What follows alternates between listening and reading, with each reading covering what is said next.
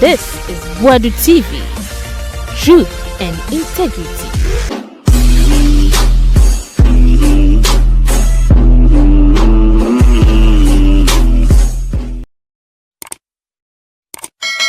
Asase so ha na manfo hu ne yeye nyankopon no wosoro de nim ne yeye ulida no nya guda man no nenkoso no ebeba fam ya chichiri mponi oduru ba bia na omo heli no ti se Roman for ye beko ye Palm Sunday lawyer Obiri Boahen abotre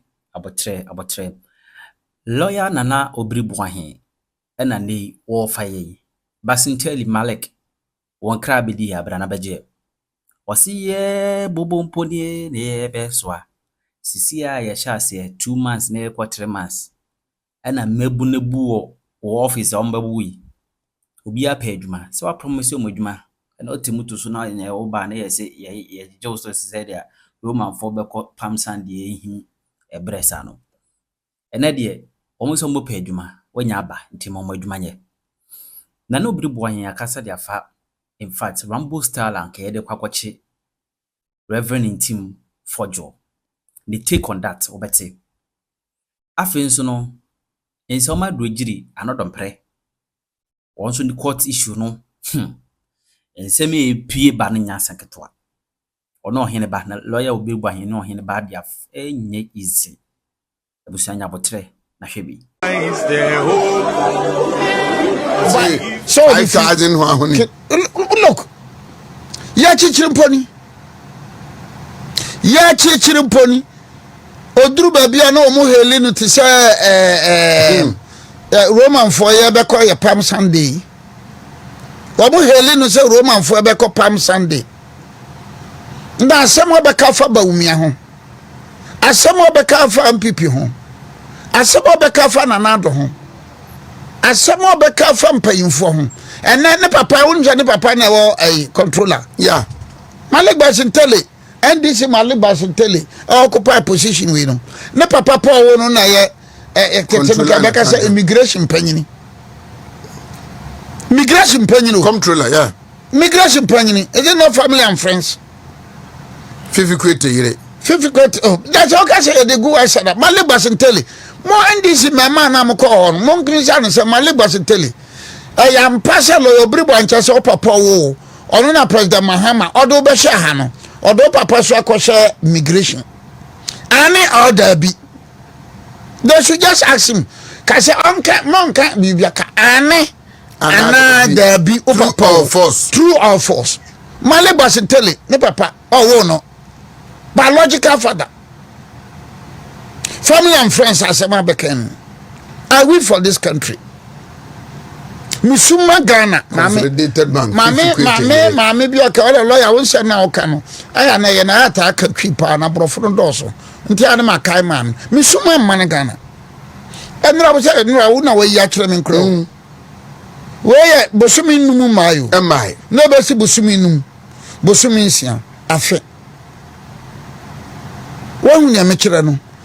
Enti galamse ya se me bebetina mu studio ha FM bia be frɛ me bia ma me kasalo galamse entokwa no enye MPP nko asem eyeye nyina Ghana fo ye nyina asem e ma me ka se me ko secondary high court ekoye case injunction na ebonzan akuafo koko na China fo bi no metugu Chinese bi no metugu ye twitwa pictures me ko bonzan me ko secondary high court for some kamebo judge in credit me application for injunction me ne lawyer nko na yes a case no judge ne yakoba ya injunction on fa ntoso on fa ya twitwa photo Chinese gina ho Sanfran gina ho judge ne do on fa injunction ne ntoso so galamse ade no enya ahemfo nko enya the NDC eye galamse no say so yi MPP free wa galamse beba fam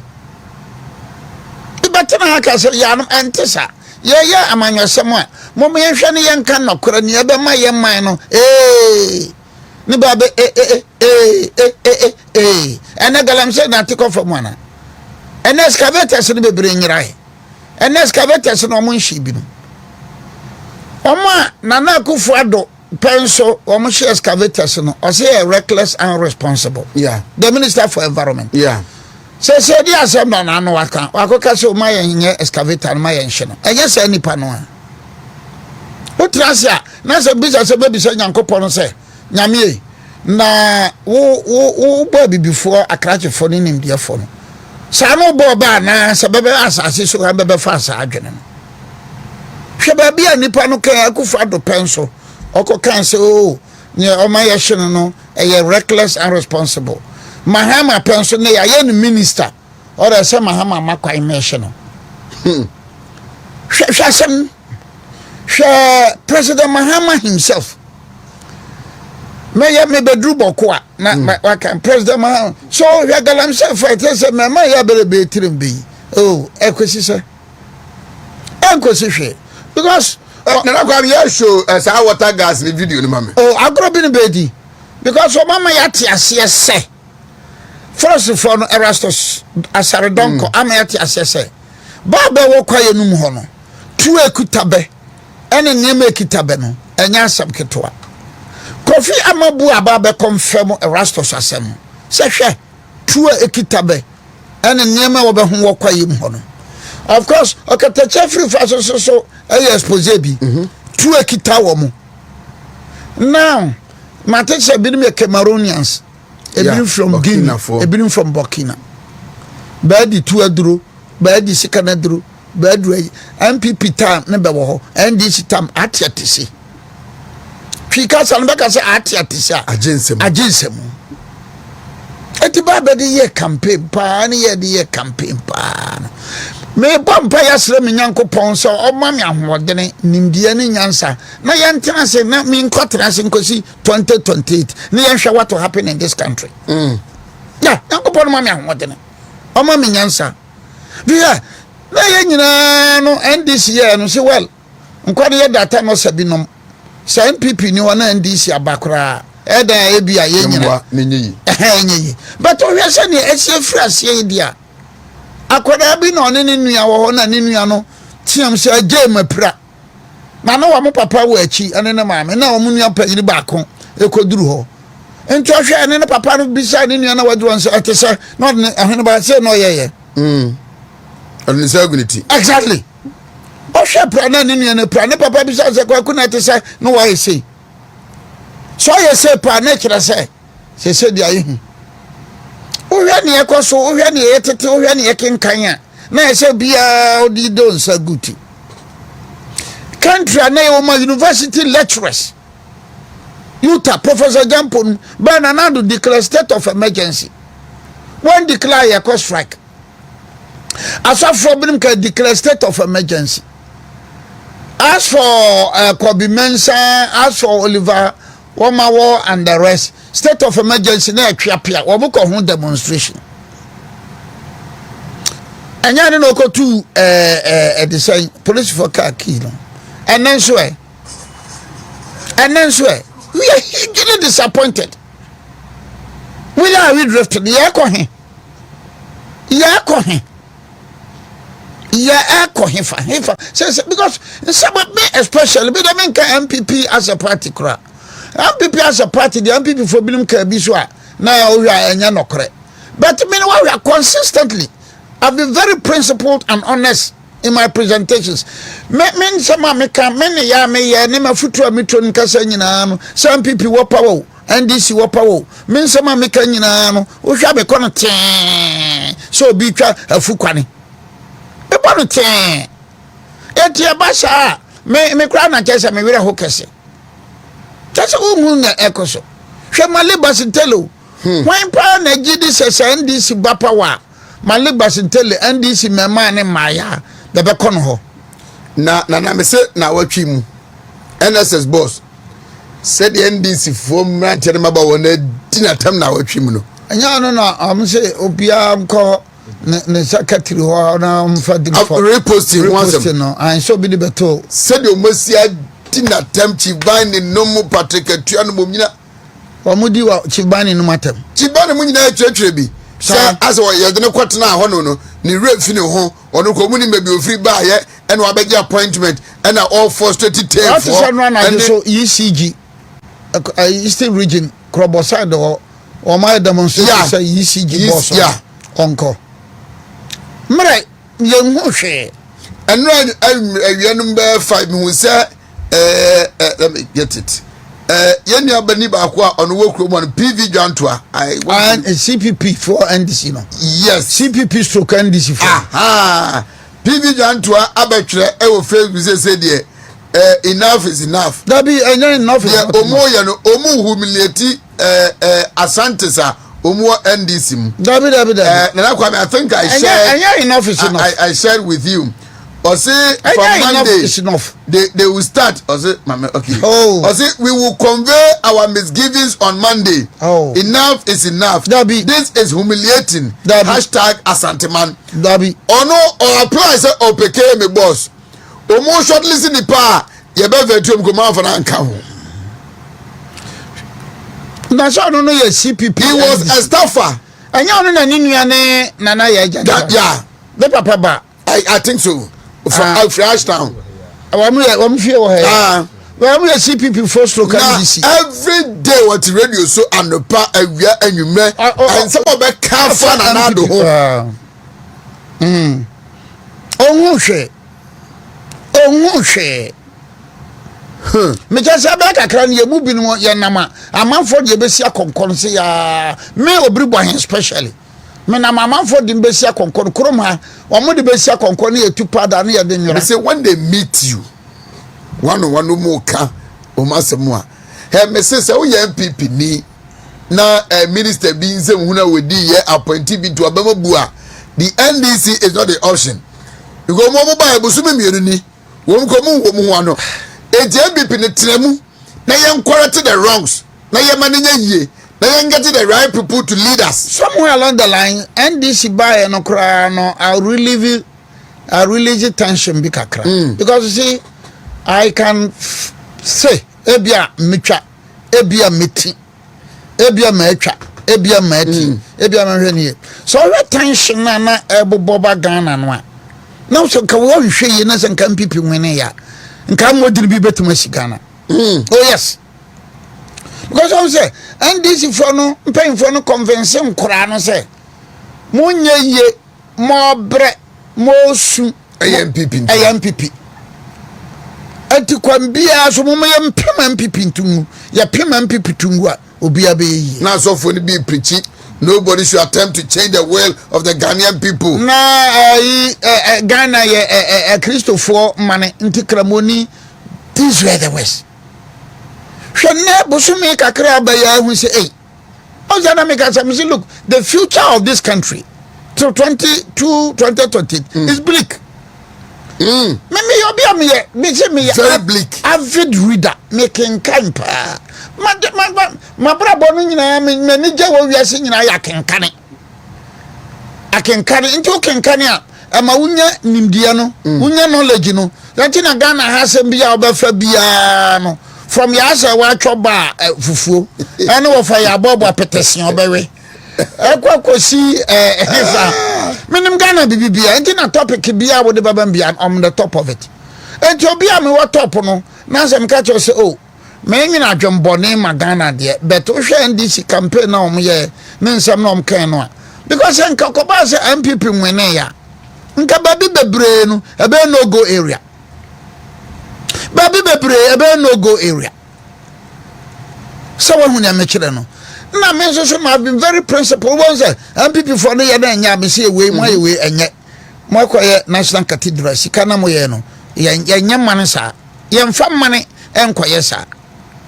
mother sky train board for na moko transit plan sky train moti train na from nukura anya adwuma na ko sky train I think this minister Bawku ni position no affirms opposition say yes at the end a year time no any baby ani no cathedral omu demonize ne dodo NDC minister bin yes I think the now the Ahmed Ibrahim me ba ne so ne de no look at the minister no Nanado came to Ashanti region na ko ba bi na omu bi sa ne say kwan nye onse Nanado ka say ya kwabere ukokrom na me say no panyin nkasasa I said it in this studio here Nana was then the president of Ghana, the leader of the New Patriotic Party.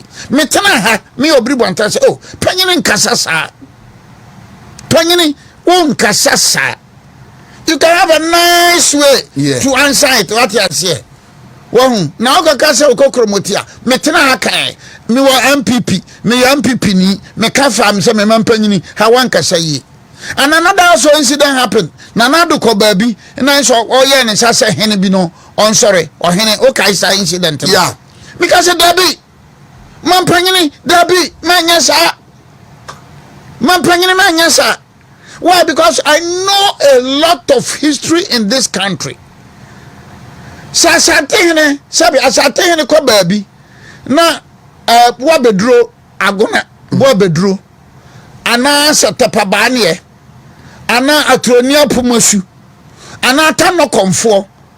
Ada say ubenya no tachiman kwan so atano so ana ubekota no boase komfo ba no so tumfo kono wansore a you cannot go and tell us abakosem santofo abakosem eti so tumfo ba no bo bedro komfo anoche komfo anoche agona onsore tapabane de onsore atonia pumasu or the onsore Doma say tano bosomfo or the onsoria.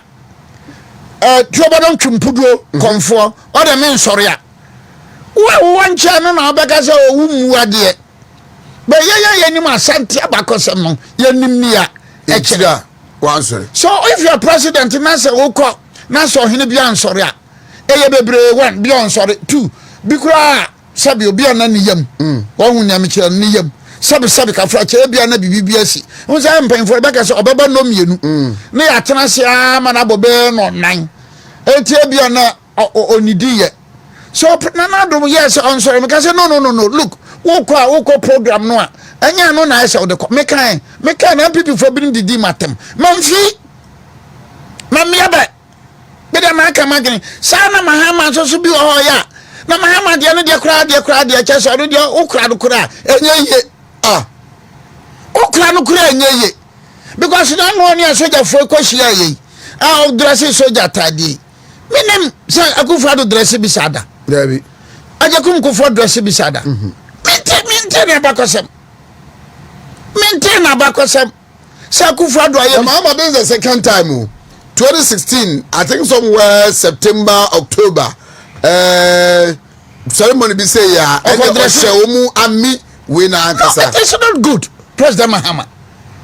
Okay, the commander-in-chief of the Ghana Forces. No, we don't do that.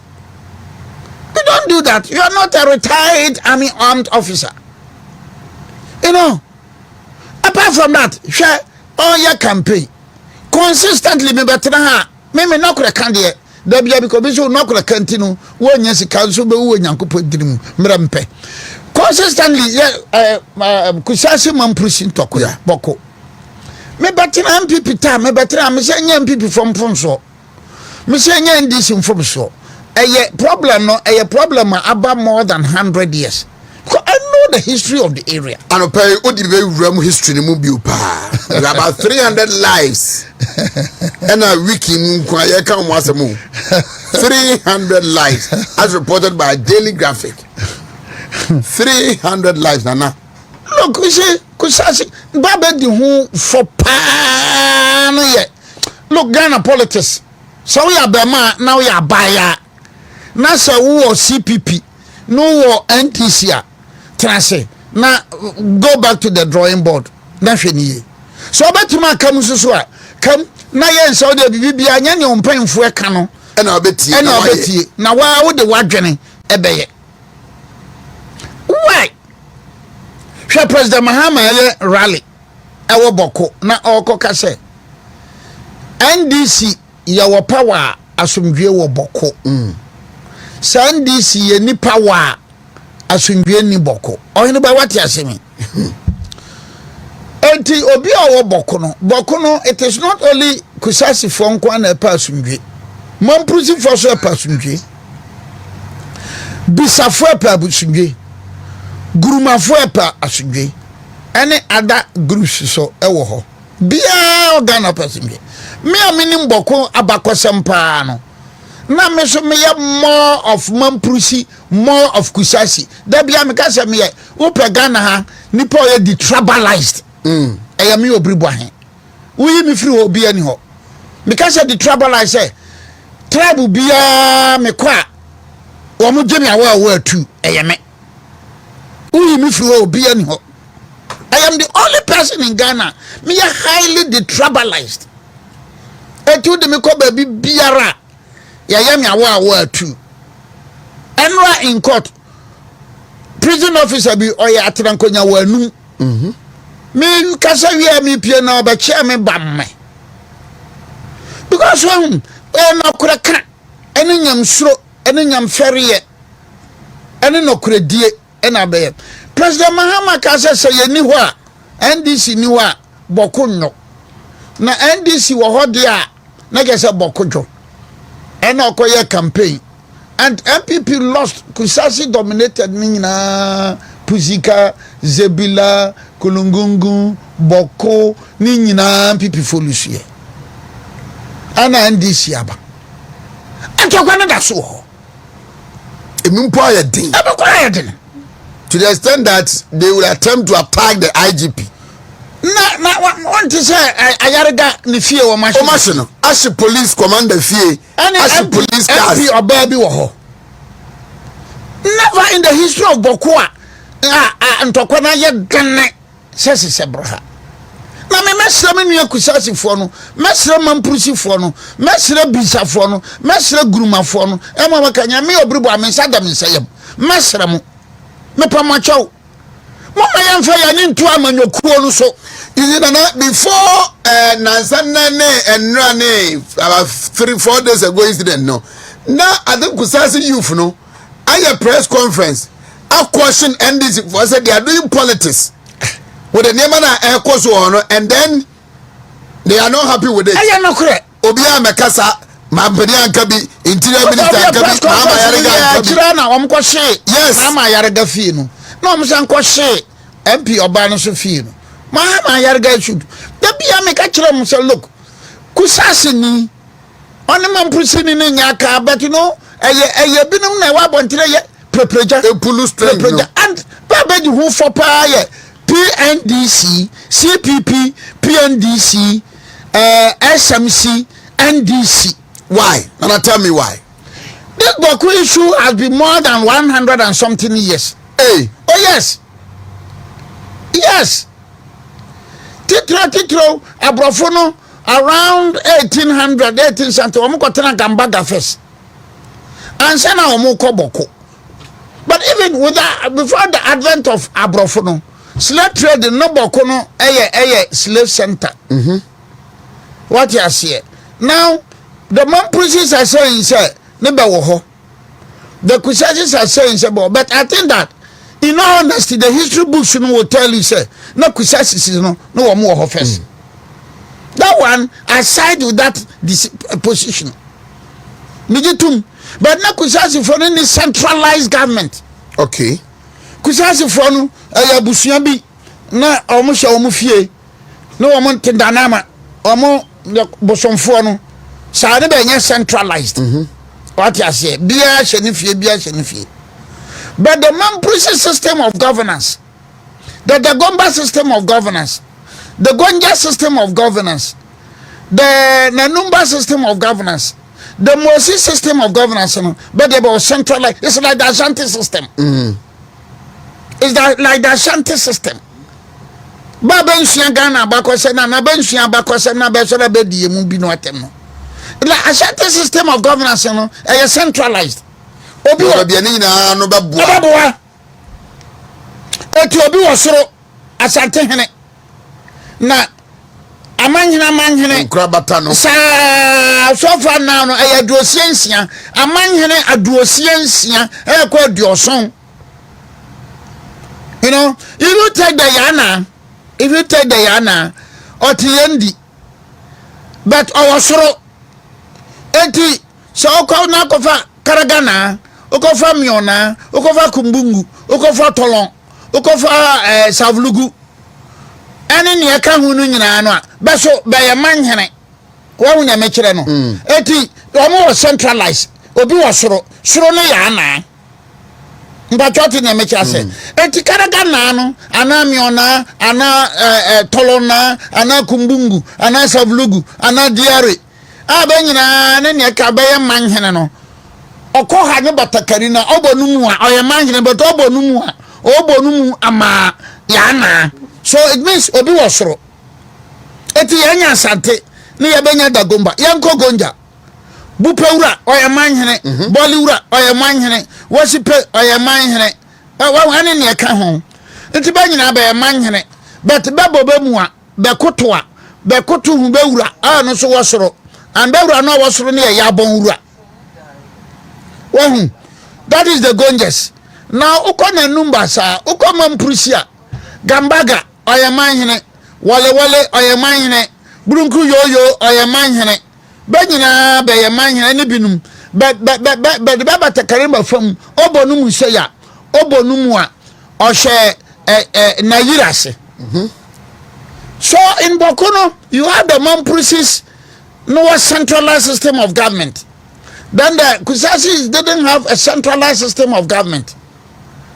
Mamprisi for well organized. But the Mamprisis and the Kusasis, you know, but for almost about 400 years. You understand? But check. And that even around the 1940s, 1950s, 1900s, you know, so we are a year Bawku na ba. Huh? Usahoa, Obeba, Larungu. What you say? Nairiho. Whichever way we look at it, they have lived as brothers and sisters. But of course, you only pay the Beba. And the Afariabua Committee of 1958 na Kwame Nkrumah tie no. Kwame Nkrumah no na started ehunu nsuo nkese. Yeah. And they took certain decisions. And now I pom. So from 1958 na baye na no na pom. Fine. Then what happened later? That's how Kwame Nkrumah recommendations. To say whether the recommendations were good or bad. Yeah, the young fan said they are still brothers. Now, then, Kwame Nkrumah a free fan buy or containing situation in Kakra, Kofi Buzia buy a containing Kakra, a champion buy no bayan, shete Sam. What did he do?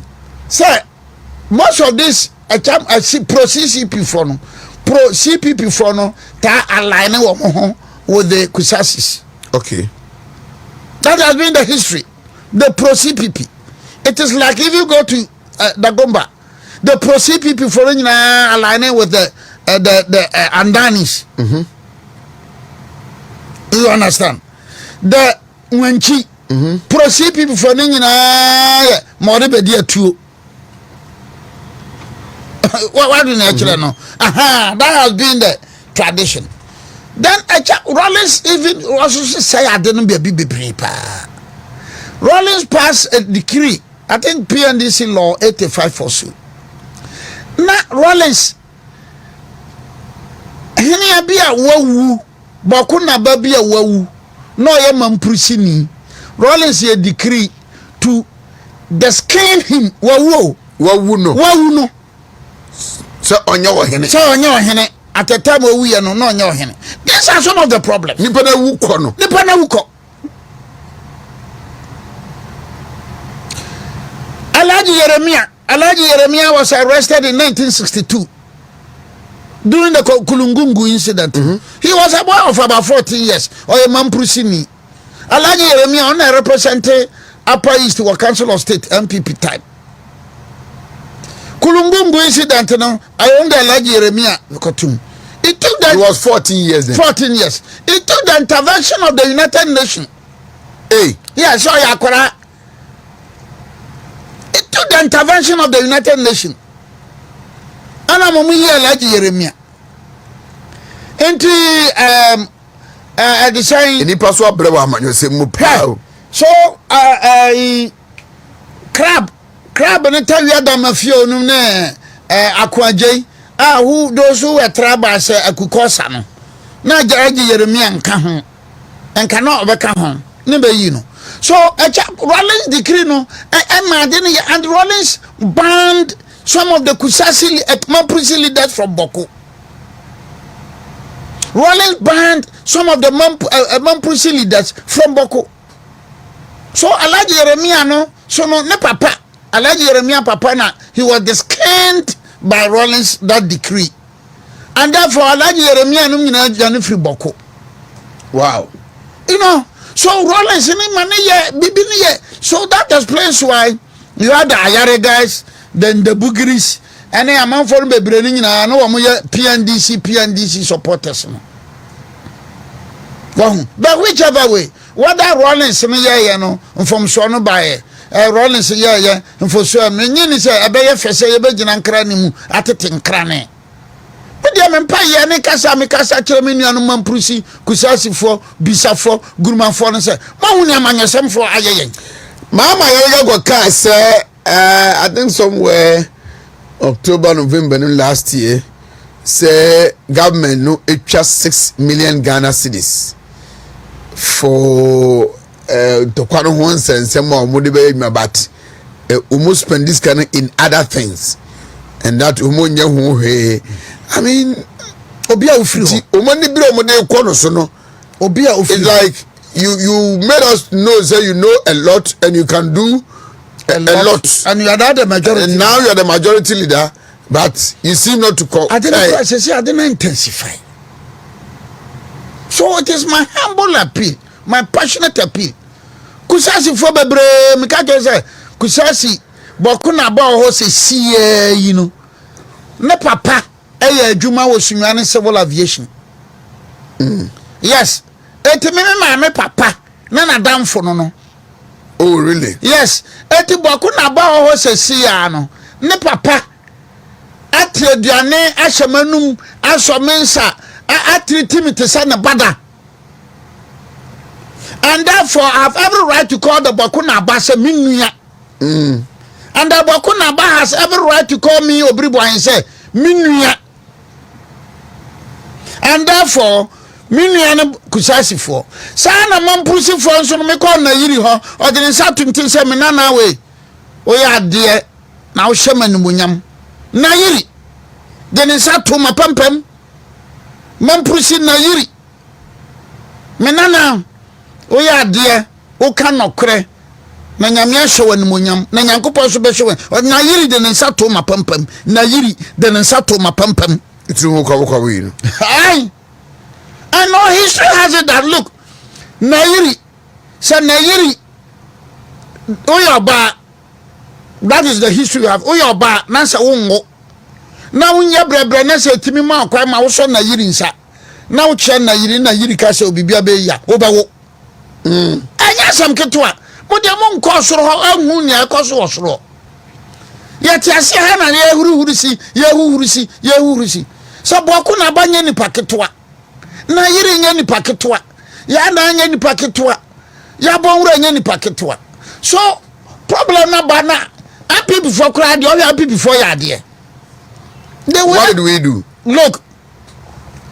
Happy before then in 2020 made a law. You know, LI legislative they supported it. 2020 law no be say 2409 MPP abana gitu mu say Bawku so wo ka hene ya eye Bawku na ba abudurago Kusasi tie eti say ya ka no kura pa Nyankopon pa dia na ya se ya behwe soro ahwe fam aye Nyankopon adwuma dia nka be ka say Bawku problem na on MPP for pa ena since abua from 1950s to another year ye ka say I think na 12 April 2025 because that law no ye 2409 na omo ye no pa ema no be tum say abana gia tum say so si Bawku a ne ye ka hene ya abana de say ne hene onim no aye Bawku na ba abudurago a oye Kusasi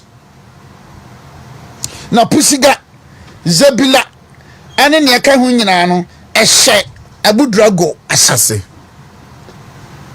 No government could have done this. Obiani ho senye dankwa buzia dombo fu aban no. Because you know from the 1958 Afariabua committee no near NDC CPP SMC PNDC NDC never penny say tambia an be katire no ebom se be katire no bom a ne be editro nti be editro a ne be fam ti be famu a na che say e ma benya vote. I want to chip in with this. You say a month or two to election. Mamprusi Hinibia, now he was under house arrest for a long time. Onusu enya access eko honum ema edebufu by people were issuing threats the other day. Man for example are attributing kusasi for about omotutia you to that adina AC you know. So osa hinene ye hwan. Ano no ya mamprusi. It is a bayre ase. Ano ya mamprusi ni. Ono ya mamprusi ni. Ena okosai kire Nayiri.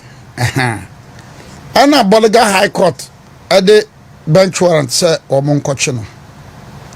Ena me betena mu studio ha. Me ka say sa bench warrant no. It was inappropriate. Why? Bamano criminal summons. But man krata bia say omra court na wanko you understand. Two mama Nayiri krata bia say Nayiri omra court ni Nayiri ama eti wo high court judge na wo court na ase no a say wo the bench warrant no sabi nyensa pa ba newu. But I want to make a yes. Yeah. Because anybody one friend say omra and I say omma. And now what issue bench warrant. Now say and when you are kusasi for no beka no kura. Bench warrant no kura MPP time MPP time. Samoka say MPP for no side there with the mamprusis. Sanya mo kano a mo pese baumia amanfo betono. Anka asoja foko ya kodru na lerungu se omukọ akọchi na yiri ana mamprusi fo no soreye na je se asoja fo no dwane ye ti ade chi ye no be ko she MPP for office but what the make say enti when lawyers for nanana owo Bawku na oye mamprusi ni no womo ko challenge bench warrant no wo the issuance of the bench warrant no e wo high court Boliga bacho what you say na court na nyantum e na omo ba court of appeal e na court of appeal gitum say kwana be fa so abedi issue bench warrant no and then kwanso. Of course that is the law. Now we are in a dicey situation. Nanano, I am mamprusi what I say. But on him shall be free fear we man after be free fear him. Yes, sir. Yeah. Maybe better than I say, oh, bad the master number one. Me abandon me a danchirani. Also, me free danchirano. Yana, Biancasa. Where see me free her, where see me free her. Okay, so somebody sent me a message from Walwale say Oheneba country na Sheriga the first Alhaji Sedu Abagari. Is the 15th Bawku Naba. Who sent you this message? His grandfather was also a Bawku Naba. Good. Who sent you this message? Once I can remember who obey Mamprusi. Oh, say Madi. Maika. Because you know the mamprusis have been very consistent on this position. Yes, that why when you mention it message now the man what the man what can you pay me say mamprusi ni basanka kusasi ni so send o message ono ka kusasi ni no obesa can the other way baka budrago It is another mechanic, a good rago pet, Mirakusasini, Nesendo. So I'm conversant with the history. So one now we are in between Kusasi and Mamprisino. No cry woman yesterday. What has history got for us? What has history got for us? Young Kamum. No, because you see, I'm speaking on air. The situation on our honor, a volatile. What I say? No, so and Mara Oko Mamprusi, Kusasi. Sese Kusasi Bawku na bo no ho no se na me kire se ne papa adamfo pa me nana me nkura abrem nkura oso me nsa ewo sunwane ha what ya se etimi nua no na wo ba Mamprusi fo nso so a na yiri di ni sa tuntim wi ase ni pasa na yiri di ni nsa beto na pampam na obeka se nyame nhira wo no koreka na anya se me dwane from the truth. And you know, so me can walk from him. But you say, because people say, Kusasi, Mamprusi, Guruma, Bisa, Lobby, Yenya Bawku. Yeah. But I think people are also part. You can partly blame them because for me, MPP for mere politics in internal elections in Tino. People are also making it look like say abagiri ya yebeto ba onya kwakwa no Dr. Bawumia say chinchina no which I know say it is not true. Bawumia has nothing. But people are espousing that argument say Bawumia na sini kromo hine yenya no which I know for a fact that no original even campaign platforms go osuhum. And what say yes ye jaw na mo hine duru kromo na radio Bawumia sembe no woka Bawumia sembe na woka high court no issue bench warrant no Bawumia vice president no kura no omukose omukochi na yiri no the Mamprusi attacked Bawumia. Yes so aden watna ho ama sare ni ekoso to ana aye nana ya waboni dini say ye ne personal matter. Yeah. No one lawyers. No akobolega court. No banfi. No baba appeal court. No abenwene. What role did Bawumia play? Bawumia yede. Oyeme. Bawumia yeme. And no Bawumia be then what man ka kire. Nana no lawyers say munye case no. How? Ana to say me kan. Me obadomase number 1 ya. Me the bonus. Abono where those we are discussed album. Hona me. Domase number 1 1606 ne be free denchira. Etimi free denchira be some say denchira kuroba nim free so a. Medan ma. Ye nyina anya sa. So nana no a work na court ni jai no. Nana have stayed in Bawku for about 400-500 years. Nana me dey me tie honestly. My intuition tells me, say the assembly dragging ya be a month or 2. Yeah, koto ba court assembly yes, you need to say yenya and tema na say a horna whether as attorney general na anya dey also ye die ye jano ko wura honuma e ko create some problem we buy no. We should be fair to ourselves. That is his personal matter. I don't think mo yenisa. That is his personal matter. Enti na be no bia hu say ne personal matter ne dey kwato Dr. Bawumia bubuano a onu yanim so so no oni ho ma achi nim ho ma ha. Oh nya ayi sane be say ni padini keke. Nya sane be say ni padini keke. Anya sane amanfo be say Dr. Bawumia dini keke. Anya sane one of the characters utimu say Karachi mana ya friend Ghana idini nsa. Karachi dana komaso man he's very principled, very honest, very sincere. What you say? Bawumia de mama yanya no MPP NDC politics o. Mama yanya no say nipa ni nipa. What you say? Ghana already is an embodiment of I say tabi wa me say MPP for kasa na kana me say me Haruna Idrisu a I don't see Haruna Idrisu say an NDC ni. Tabi me say me Obiri Boahen minua pa na Haruna Idrisu. Me only say minua. Me who say me nua no mutaka because me na heru na drisu gina ana me ne mutaka hia na ya me anu ye di nkomo ahe o si nkrofo we mu mienu pa de man Ghana be de hyamonsa so me na heru na drisu hia na say me ne mutaka hia na ye di nkomo a look ekase nua no mpa nua mu nua me na me ye panyini ne baba ye nketoa ne me nua nkuma anom ye di nkomo because sometimes I met mutaka osheche me no kasa otu na me say he sheche no wan sheche no ma wo me no won kasa oh there be na bro panyini me na me say sheche no sheche no what you say I met mutaka I met her na do me say ye se Ghana pan ye nyani party se me Obiri Boahen mutaka haruna drusunum na nka mani kitaya akamana ba kwanani. And same as Dr. Bawku. And same as Dr. Bawku.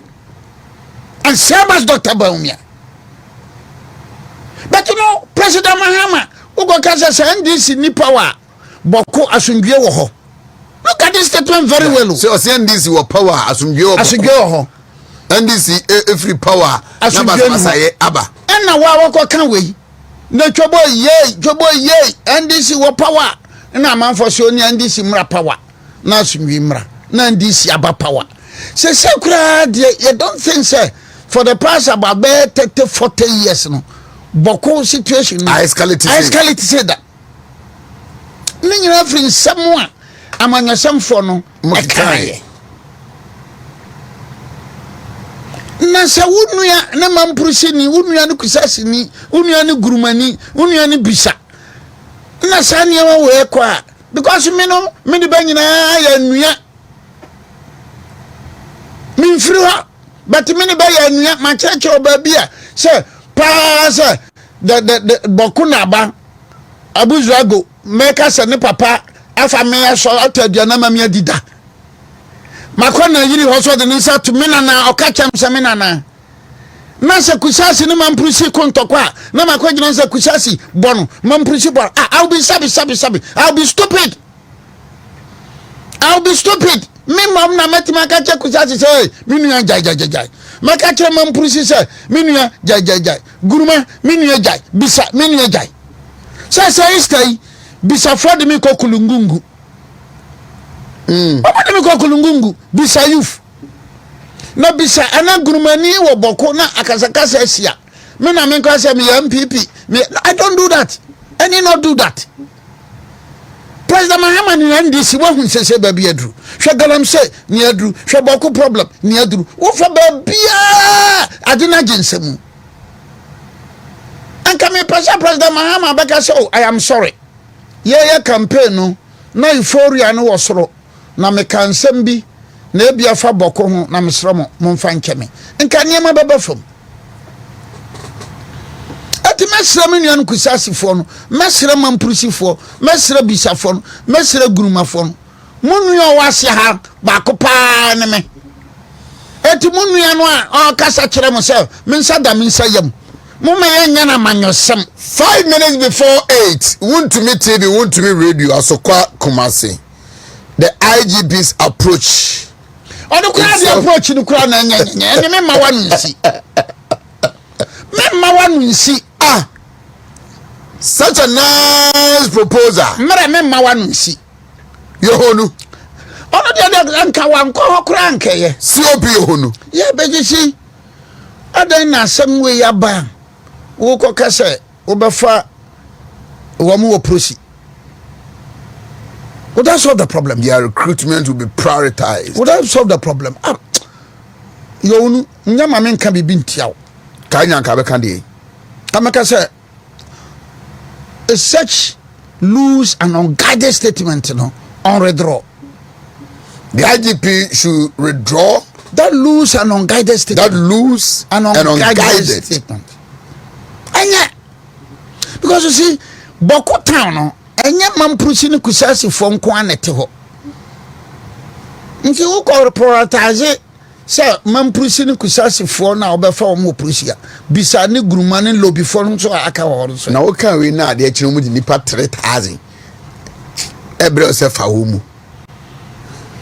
Just udwini wa No one to me, you are giving them more reasons to do what they are doing.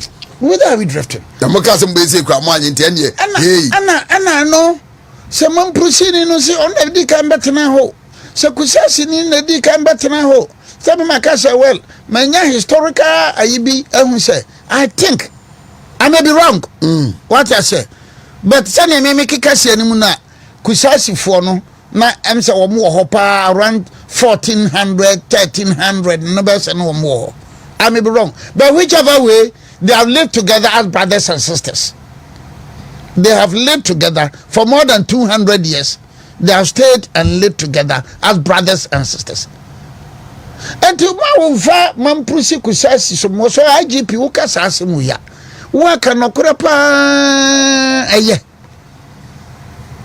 Me mabatana anopai, me kasa chirese, yenyina yanso so yensa. Yoko fight galam say interior minister say yen transfer all police commanders. Enya no kurampo no. In so IGP asa no enyim kra. Yansa no galamse no. What ba ko ne Taylor bi kan. Taylor bi o say yent me prosecute foreign nationals. I say prisons na yama. Because your prisons, you know, conditions that were in yet. And I was a university lecturer. A university lecturer. But as a NDC for me, 2 minutes of room time to do. Tyler B.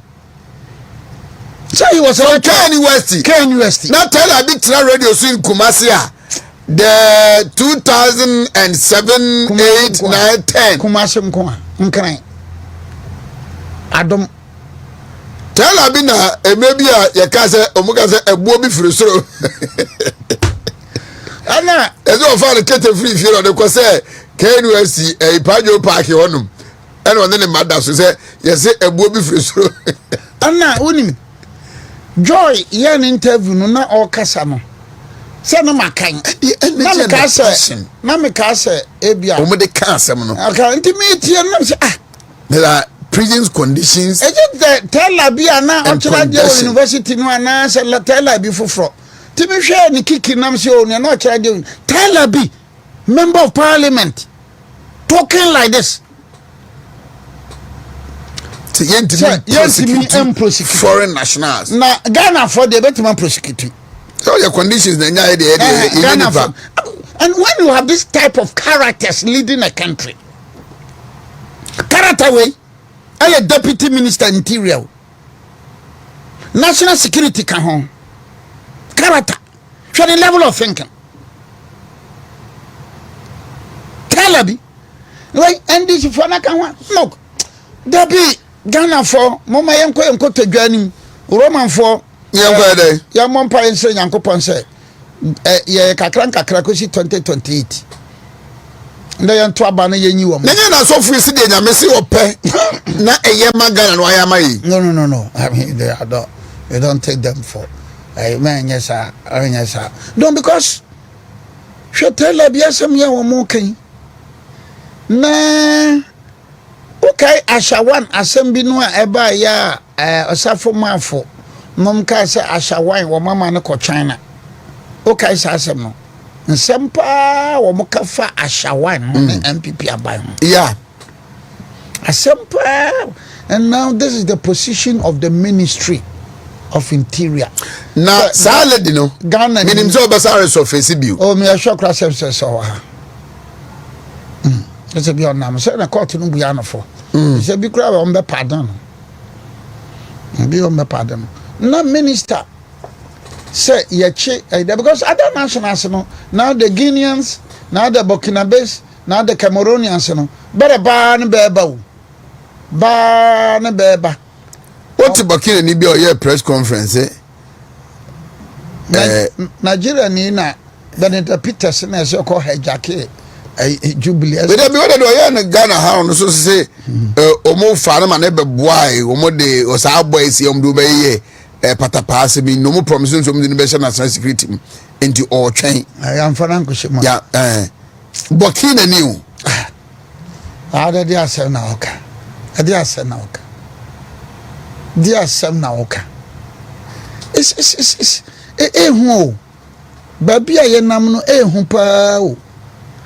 But they want to Professor Jampo nkan wo. Oh na se wati kwan. O se ni our responsibility. One kobi amu ko mensa. So mu say na de na adwuma na de ahye mu nsa no. E ho no mu focus e wo. Na on Amaleba so nkan. Amaleba o say e fi na ko no so be restricting him from commenting on political issues of law. Na what the road safety and seminar. Obi from me catch me say Mate Amaleba statement be our shoe. No, oh yes. Amaleba the call road safety. National road safety. Do say ono so no henceforth ono so be concentrate o honum na issues of law Debbie hodi. Unyabre nebresa. Oh Debbie oh mre vet no. I don't know yamene no. What is so near kono ehu near ekono na uka ne we majority leader ayaroga letter no okania so yesiro tumfo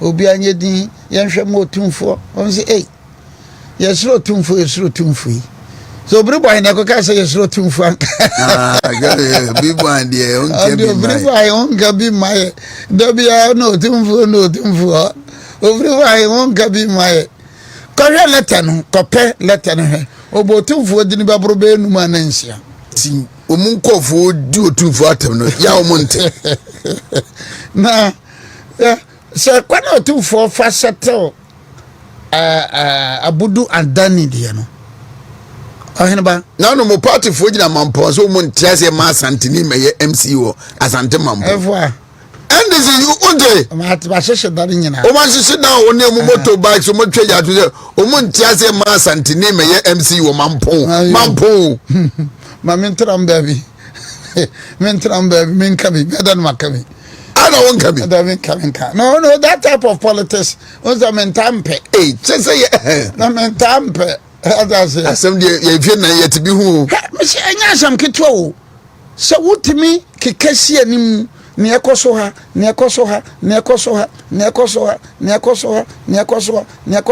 okay, Cassie anymore. Who be sound say, no fear in 2028, not Ghana to say. That is the question. That is the question. All right. Reverend Tim Fojos botched arrest.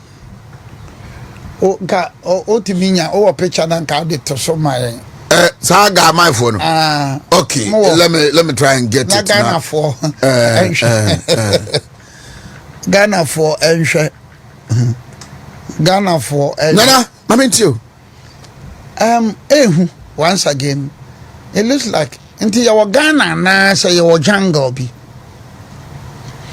O share woman no so why you for now more Sambisi forest no Nigeria. Jihadist now more Sambisi no. Capture man for no. Rebi kura call stop train chichi ni perfume no. O we dressing now the iron no. Sana dressing tie. O we dressing so it say we call Northern Niger, Northern Mali. Ana jihadist no. In fact, we dressing jihadist dressing ni bi and our we dressing. It is not normal in any enlightened society. Se bia kwachi bia bebe dresses are. Mpo se we kwachi obi wa plan ku na wa failure. Eno kura no wo kwa won dresses are. Kofi Banter say our law provides that Obi Bechona or disguising hosa you can shoot to kill because I wouldn't even go there. It can be a kidnap. I would even venture. Men ko hompo. Kofi Banter is talking law. Me da men ko kan law kra. Me ko kan common sensical approach to issue. Men ko law. Na say ade asam so a bere ntim fodwo wako kan sembi. O kan se bere wako ka se na plane bi baaye na plane enti ye koche no aba Ghana 2025 and President Mahama, are you proud of this kind of situation? 2025 Member of Parliament wako tenase waye na press conference say na say mo kan ewo mu say anymore. Remember say criminal libel law no ye free ho. Remember say kai say criminal libel law no wo mu yi free ho no mfi aduonu 9. Nti na criminal libel law no eni ho biu. Na kwa mama unkofo no pictures no why me picture wa show mama. Criminal libel law no eni ho biu. Etina dia. I mean, does it make sense? So akoka say alupre biaba. Na onim sa asa no mo amotadi akire pa se mo hwe ni ye no mo kekasi animu yi a. Nipa ohunu nsuo lu kura say asem no kura honorable Felix Fosu kwache. Why? One say odimfonyini mienu bi beto ho. Yeah. Sa ekoshe manu kozi. Amadaku. Yeah, Ellen. Akoshe manu kozi. Na ba akoshe so de amatiwa. In fact, some man on me and sanuna. One mammy who first say airport no photo no mienu ba konya Ghana airport. And some bra be ne pickers up on some. Enti tema eba say Felix Fosu kwache de beto ho say photo way ni yes ye airport no look at how they have dressed. Look at this. Mo am hwe wiase atiafa mo hwe nyina mo hwe. This is your country Ghana. The kwache MP. Wiase mo am America ni Japan no. Political mo am Australia mo tie mi no. Mo am Guinea, mo am Nigeria mo tie mi am hwe no mo hwe. This is your country Ghana. Bekwachi member of parliament. Onkobo krono. Onkobu nipa, onkobo krono. Monhwe, onkoprotuku. Monhwe, muanyina monhwe. This is your country Ghana. Those investors are more say you want to come and invest in Ghana. Men kanu brofo kura na be investors no montikia. Those who have advanced intention to come and invest in Ghana. These are the things happening in Ghana. These are the happenings. Look at this. Look at these pictures. And you think that it is normal for you to invest in the country Ghana? Come. Oheneba nyame na miska wo mo. Nyame ne mebo behu. Nyame ne mebo behu. Bakwachi member of parliament too. And some up and time make us maya no de ba bontene no a yehu ye no. And I been so sani hu say for the first time no I'm saying no one that said Nana Hesojiri say not just an MP, a ranking member of the Defense and Interior Committee. Exactly. And another scenario so when we are no mu jai NDC phone gum. Now what we said Neil and What Neil and Vanderpoint? Roxanne Dafiamako. Okoye press conference. Yeah. Roxanne. Okoka ho asa. Sami Jamfi. Ofosuku Ankasa. Joyce Bawa. Chumbuafo. Joyce Bawa. And utie Accra FM wahu. Abaya kese bi. Ya titi ase. Yeah. Ense uni matem dia won che no. Na ya mo example wadam funu no. So me a very level-minded person no. Me be timo say and this year jai wa mo mema no mana gumsa na be di atem. Na say asem na osofo no ka no abawum. Just alupre na be lande ye no kwa ne be di atem bi kura the way yosofo onye sofo hu. Na atem so pa. So any matured mind, level-minded person, reasonable person, highly educated person, and education crowd matured mind. Send them crofui be say bibium. Send here bio. Time no buy a baby atena na Richard Japan so called in St. Crofo Kofa Saperman. So baby a container sibi ni a battery man na garage. Say so what for yeah. And na omo kaka say gold bars na ho na fake. Dollars na ho na fake. Na mum adaka na sisi wa Bank of Ghana and a proper one. Things are not going on well for us in this country. And so what should we do as a country? We should just pray to God. Bible. That is the thing. That is the only thing. Because I don't know, I didn't say more.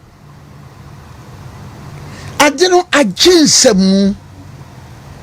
The indiscipline and the lawlessness, you know, I didn't say more. Because Galamsey, I didn't say more. Nkania bo, I didn't say more. Nsuo bo, I didn't say more. Galamsey, I didn't say more. Security, I didn't say more. Hene, I didn't say more. I didn't know. What is happening now, no? Media, me wani in amanyosemu no.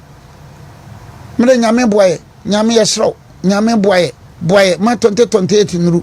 Nyame wo de yesro, nyame wo de yesro. Because that is the only thing. Bibia ni ho a kire se ye wani je ana ye wani daso. Bibia ni ho ye wani je ana ye wani daso. What I say? Fisher, I don't know. Unhuni a year no unhuni a year ba. Na president me no so no unhu keka. Na wonti asema o kan e hye nkuran. Ase dun ka tia kura de na nse mentene nka. Menti general or 4 generals mentene nka. Now just what exactly is happening to us in this country? Auntie, so be some you some no aware you know. You know I just say we are all highly disappointed. Yeah, be afraid. Cause what ferry? Oh yeah. Say IGP, Inspector General of Police. Nka wo kan someone not just say any daso eba. O ka sama na ye homso. O ka sama ema ye wo gidie. Na so okoka samwe na ye ni ani daso a. Oheneba na fe ye nye dem bio. Inspector General of Police. The whole country police in Abesha na say. Should that statement talk o ye no Bawku me gidi say Babe bo say you no abo bebre kura wo mabam be. Asampa. Now go me mame another pray pictures no any videos bi nana another pray in court. Another pray. They say the wedding kunim. Yamante. Obenya sound mind. But no ya twana juma so any atiefo nyina yim. Minority chief way. Nsawom na another pray wo no. High court won sawom. Oh sir. Yes. Try no man fast na nko. No me ko fodua. Akwatia High Court order High Court wo nkoko High Court wo nsawom eno mutwam koko fodua emura adwene ne ntiase so. Is it not so strange? So 2 NDC petitions ni nyina no kofodua High Court. So also your court. Also your court. The proximity. Yes, why a court, I agree. The proximity. There is a case, Chachuchi Kata sued Ghanaian Chronicle. That was, I think, 1993. And the matter went to, he sued at Tema. He sued at Tema. And Chronicle raised an objection. I think it was done by Ebert Faber. And he raised the objection. And the court agreed. So already no more Chronicle case be Accra. Court no agree. And there are a lot of decisions. There's only one high court in Ghana. But Chichano region. Let's make it. Oheneba, I know Atiefa Mutiemi. Ya to about Kumase. Ebia Bantama. Ebia Inshaeso. Ebia Asokore Mampong. Ebia Abuakwa. Bacho Wuti. Nasa obi koye nsamankrata no wo Mampong High Court wa kanokru nhyaye so wansama no wo Kumasi Court ode ko Mampong High Court Abuakwa Bantama kwati ase yakosama no wo Offensive High Court anase Mampong enye bibi kakra ana meboa Well, me imagine me kiro. Me can say a bibi wom anamboa. That me can. But me just say but so we need to be very careful with some of these things, you know.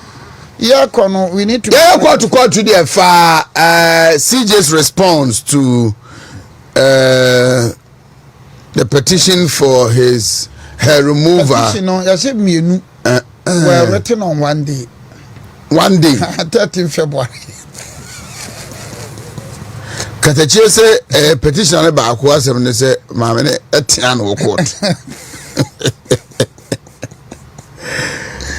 Ghana mienu say ye nkonya o say ye motie o say sasabron say we ma mienu were written the same they day. were received on the same day.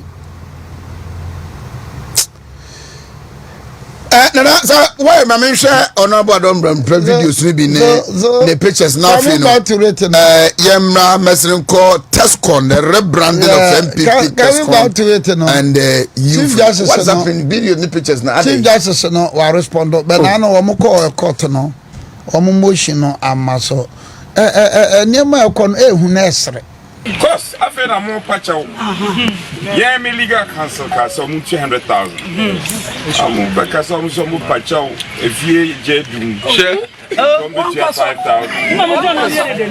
I feel the one judge to be here. Cost. And a judge is a debby. What's here ruling?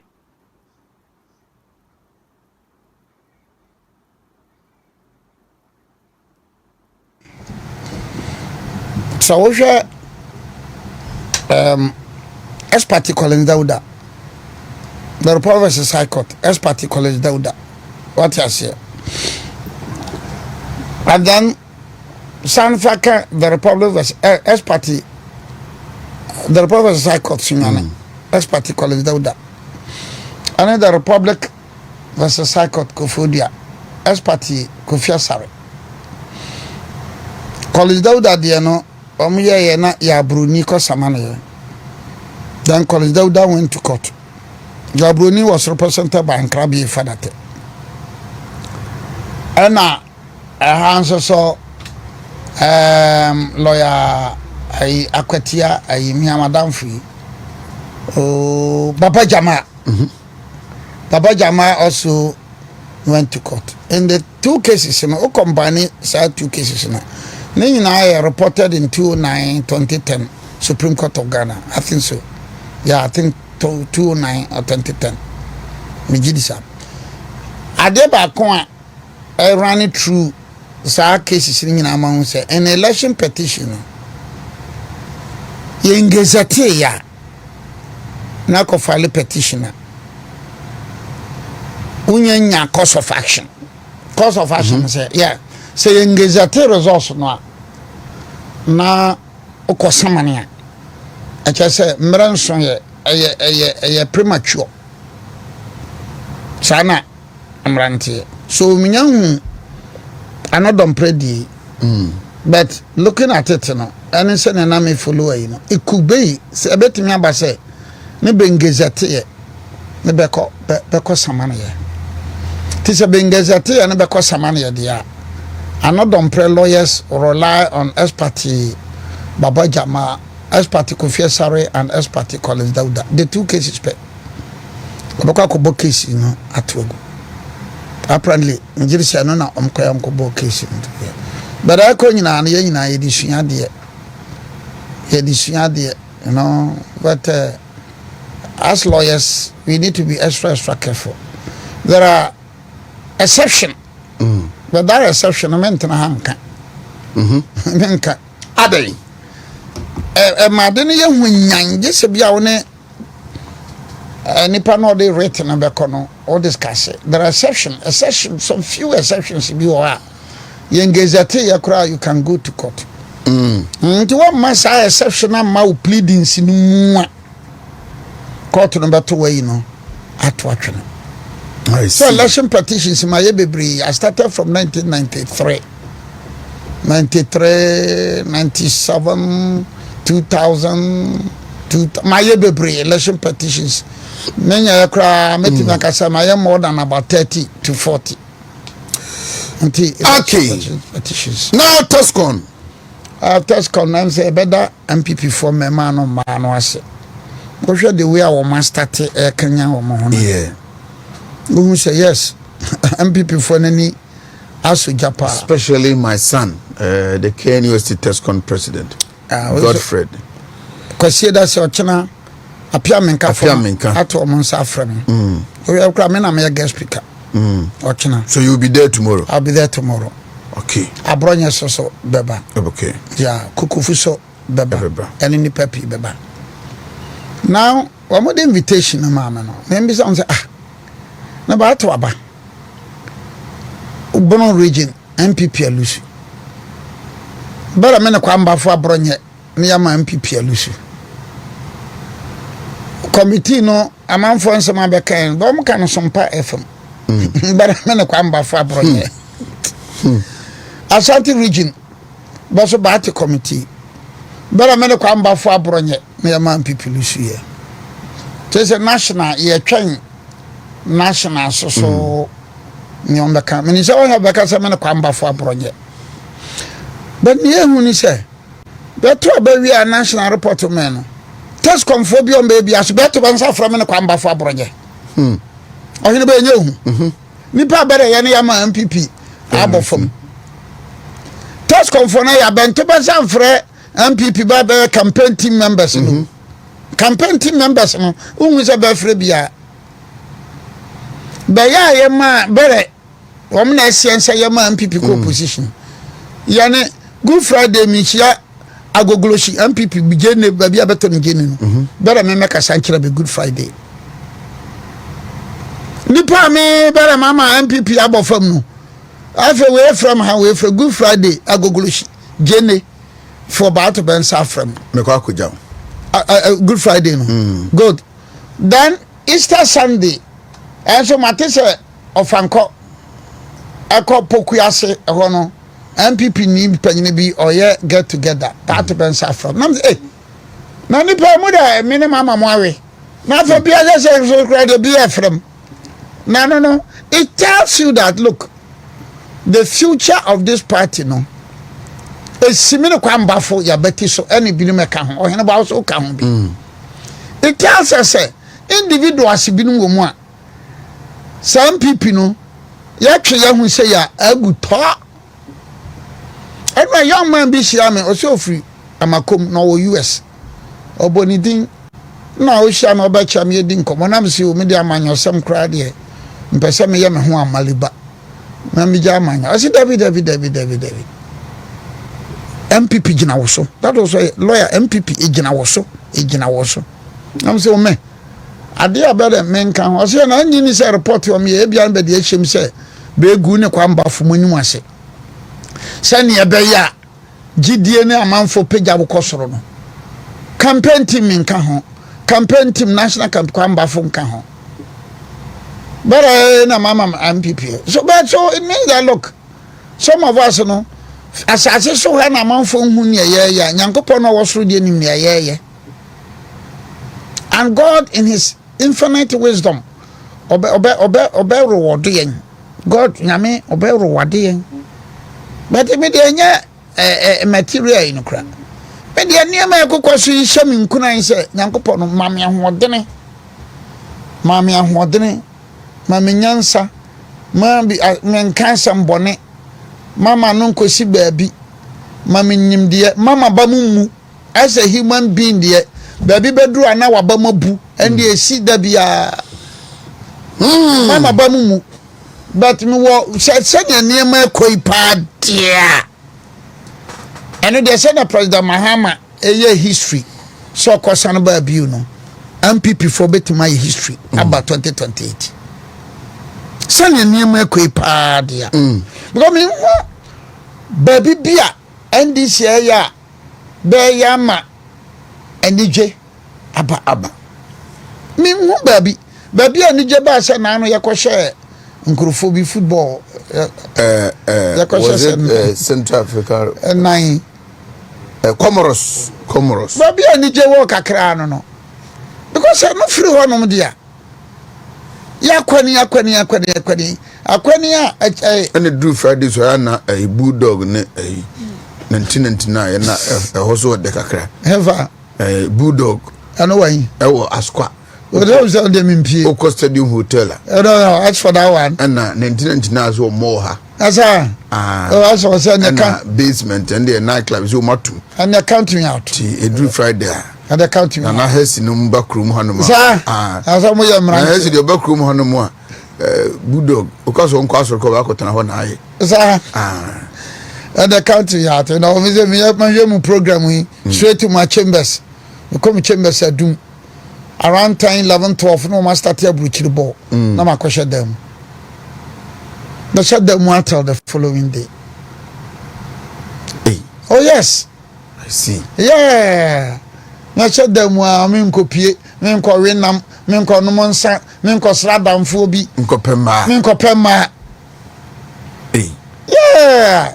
Okay. Near Edgy, you know. Just come. That's comfort area there. Na me show munkran se ma o mabamumu. No, my go comment you munye man.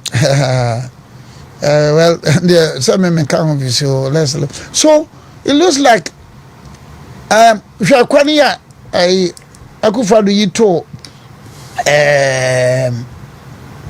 Konongo mfichire hoyi. Yeah. Kwani ya wo sanyi to enyirensi. Na ba ko so ba bia osinoi. Once you kwano to mfichire. Yeah. Menye ni sa NDC be ya masa akwa no ye da start ya adwuma. On kosi senyo. Ne post bi oye no. Senyo hosi. Ne post bi oye no. O say kufado aye kumase kwan na it shows bibi. What crachini pa na. Oh, this BB comments way banner. You don't write these comments. Senor Hosi, please, don't descend to that level. You are well respected. Men koho. That type of politics in the Jaima Enkorabi no monye men koho. I mean, on moving that type of politics are very decent, matured, mad civility. Me can yes, me can no. Come on, Boko. Senor Hosi, I will advise you, my good brother, don't go there. Jai sa politics no. Jai man kran no ne anasem pay phobia. But oh dear, you are a resourceful person. Who will be BD? Yeah, man, yanka say we be to please NDC for no. Debbie. Men yes, don't go there. Don't go there. That type of politics, no, na. We free her. There. What I say? Me mo near NDC ebe. No, you cannot convince me, sir. Menje, the Adaso Sampa Road, NDC Beguso. What do you mean, can't kill him, sir? A drobo, a quanse crum, NDC Baby Guso. What do you mean, can't kill him, sir? Chiramansu, Equasi Gambia, NDC Beguso, Biaso. Maybe I'm not convinced. What I say? Bibia and Chiramisa. Untimin kankan say nchanchamam eba besi doma kwane omo beguso untimin kan kira me say wamfie eba besi atrunie kwanso. So what is happening? And the future of this country no bleak. Nyankopon and I send a member around upon say otumfo mesre. Sir, Aidian, son, your year, Budu and Danny. Sovo Mampri, Dagomba for no. You know, the Dagomba case, you know, and yeah, complex. No, complex to say Bawku Diano. Dagomba case, you know, I free, one ancestry. Na yawo Ambudu and Danny. And Antokwan Bawa Montem. And to woo see San Tokwana. Enye demekese ayete se wako wa na Rashid Purple any BK Adama group chieftaincy BSC mirebinu wo siesia wo mre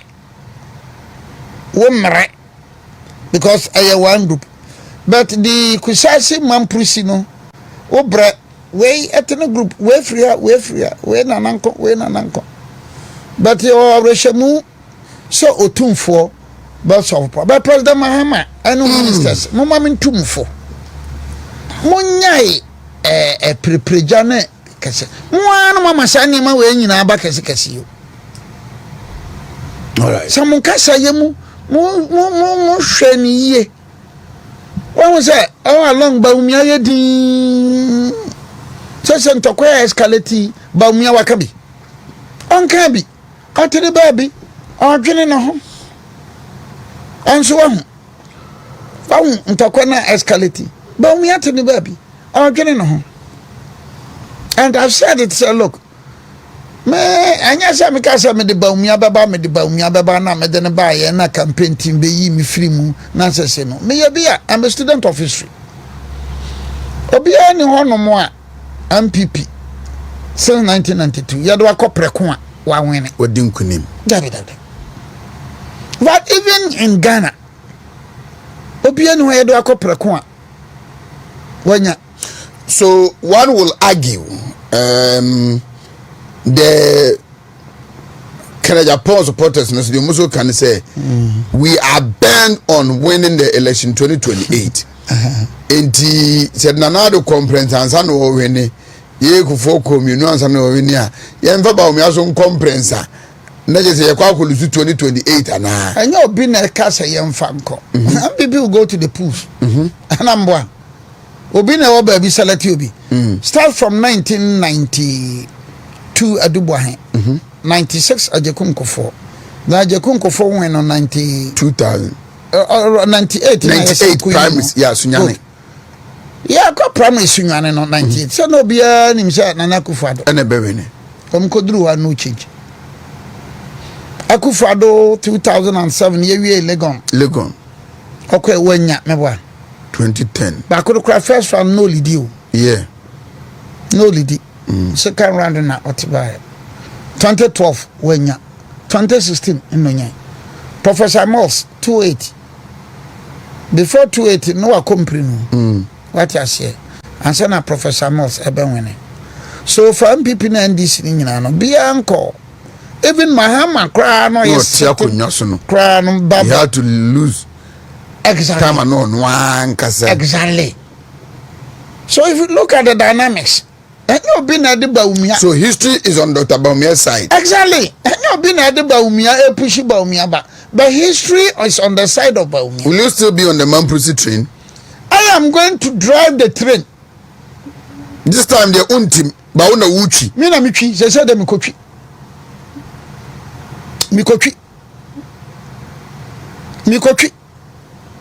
And we are going to be serious. Than before. Because why? Will you help in correcting the wrongs? Oh, are they? I am asking this because last week you said that Dr. Baumia should take his destiny into his own hands. Yeah, so taking his destiny into his own hands. Be bold and take certain decisions. Should not wait for people to tell him move before he moves. Oh yeah, and the example now was started called thank you talk. By now, because what's the thank you? Yeah. Mom, tell you, way committee no. Michael Kui. Baba, he should start moving. He should start. They said thank you. Mene meko dash. What you say? Mene batu aba. Nemi waji die se bebeto amam. Ne beto ye menya. Meko dash. Nye bini beka se ko. Ma nya achichide ma obi mfa janto wachi. Asa no wakenya ho. Ko. Maka ho amayako. O ba joane thank you to no. Maka ho amayako. Na sabio yanko famra. That's good to know. Yanko famra meka ho bi. Yanko twamra meka ho bi. Yanko sena meka ho bi. Edru baby bayi mi afirima metem baby. Afe ba akọ no ba akọpem a. Bada akora nko sumu na so. Okwa. No kopira. no wajan ho unyi woni David that's refreshing nyankopon no wasuri kura me nyankopon Roman Catholics your daily guardian kura mpo beka kira me say men ni ba umie nhwammo no matter what hani aba banfo anka campaign team ho ba ma post ba ma we ni nyina enye hu nyamba umia no that bound of brother nyona yeye nipa bi that bound of brotherliness between men and baumia no gina pitin and how will you ensure say nipa no munye de omiye ni biu oh God on our side a hope of glory God on our side God gidie I see him as a brother I see him as my younger brother very fine gentleman and in the midst of wenuntinu men ko kanche nse menua unya menua bio kana kura men yankopon matima ahwa soro ahwa fam ate aduana hyamanum anum nsuo akokasa ne aba nyina ba umia unya menua bio no kana kura men yankopon matima ahwa wiase kroge pa and my own mother me mami ambra manu ka kira nse ntu nua ba umia no wakosra no nim di trose maako Nana mami bisam se nti unu aba umia my own mother ala u challenge draw ana se mankasa maako a kono beko kama mi betwa kofi na unu ano beto abawia wakosra no ndi tromra maako na chobwa na mi nyanko sa na and because my mother thinks that my mother who cannot see my mother who cannot see thinks that ono ne manu me na me panyina ni obedi akire ba umia so ba da maka kire ma me se no oh ba ma pa no enka mi ka kire so hwa da na nka ma me bewu my mother who cannot see will die that very day when you betray Baumia forget about what people be saying we jim dodo o post unya bi ni o ba ya wawe abo o ye kwasea o ye jimni o de bia be ya ne be ko position ne ba fa o de wa jim o ye kwadonto be ma post menfa ho that suggests to me that you still think he's the best choice for the MPP in 2028 he's the best choice for Ghana not even an MPP he's the best choice for Ghana in 2028 he's the best choice for Ghana both now and the foreseeable future I am not mentioning West. Menye ne kapre, menye ne damma. MPP for campaign officer beti man ko hoda. Sika bade mama ya campaign man kapre nim, damma nim, basikri nim, azonto nim. Da. Me kame ni me nyankopon. Nana Obiri Boahen. God bless you. Yeah, because me be wo gidie wo nyankopon mu. Enti na me nkwa asore no. Minko because me timi say minko ujide onyankopon mu ntire wo nkwa asore minko because baba kwaso no china Palm Sunday baba ekoi nipa bonefo kwa aloya fo bi kwaso what is up Pambo say NDC ohini bia oye NDC na ejina sase Pambo ka na NDC ni wi oye top security for ni bia yeah obeka say anya nokre you know aloya adwuma ye no aloya fo bi nim pa be kwa asore pa be nipa bone aloya fo bi nim ye no makua fo bi pa be kwa asore betim dene be nipa bone ye no judge fo bi nim be kwa asore pa betim dene be nipa bone na central for so ye no central fo bi be kwa asore betim dene be nipa bone ye no mahemfo bi nim be kwa asore betim dene be nipa bone yenu footballers bia be kwa sore ya nipa boni na trimodrin tine mi nkoyo enso mi defend romance nana may I say the most refreshing news this morning is that you are not going to abandon Dr. Bawku. I think about me no be abandon me na me na pa na matima as long as there's life in me number ni people for their yaminti Baumia, me you ama. Can no creme nyankopon. Odo Oheneba. kanokore let us say maybe 28th 29th and 30th of April stop galamsey demonstration Okateche Afrifa and for the records team ekeka wo ho now 3 days stop galamsey now aluta continua stop galamsey now our future is not for sale ban illegal mining now na enti lawyer Nana Obiri Boahen and I there's in Tinogami Aduma 28th 29th and 30th of April Okateche FIFA LED for the records team na the Kingsby consensus my good self Mr. Speaker what Kesben Nana Ziga or what Kesben Nana John Tua of Israel FM Kwame Tenko Lawson TV Lawson FM